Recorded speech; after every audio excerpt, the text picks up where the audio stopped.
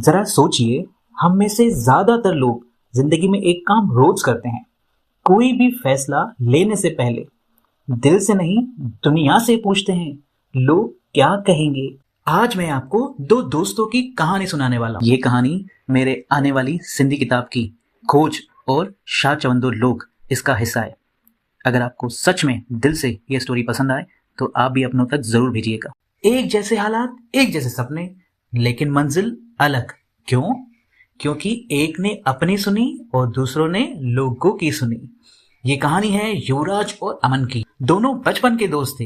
एक ही स्कूल, एक ही बेंच और एक ही सपना, जिंदगी में कुछ अलग कर दिखाना, जिंदगी में कुछ अलग करना। युवराज थोड़ा सा शांत, अमन थोड़ा सा डरपोक नहीं, बस ज्यादा सोचने वाला। दोनों घंटों बैठकर सपने बनाते थे, लेकिन फर्क तब दिखने लगा जब सपनों को पूरे करने का वक्त आया। कॉलेज खत्म हुआ। युवराज ने कहा, मैं अपनी पसंद का काम करूंगा।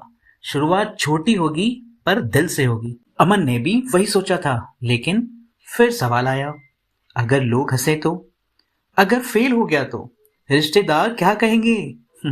अमन ने वही किया जो ज्यादातर लोग करते हैं, जो सुरक्षित लगे वही चुनो। युवराज आगे बढ़ा, अमन वहीं रुक गया।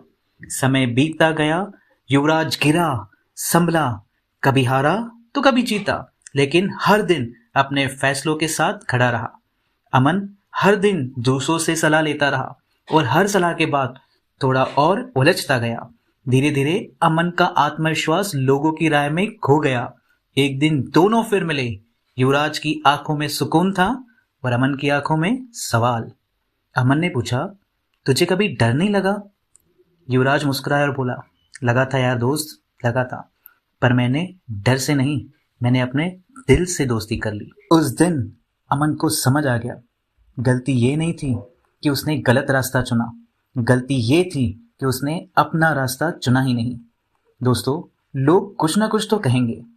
आप रुको तब भी, आप दौड़ो तब भी। बस सवाल सिर्फ इतना है, आप किसकी सुनकर जीना चाहते हैं? याद रखिए, जिसने अपनी सुनी वो आगे बढ़ा और जिसने लोगों की सुनी वो पीछे रह गया। दोस्तों, अगर ये कहानी कहीं ना कहीं आपकी जिंदगी से जुड़ी लगे तो समझ लेना कि ये आपकी खोज है। कल फिर नई खोज के साथ मिलेंगे।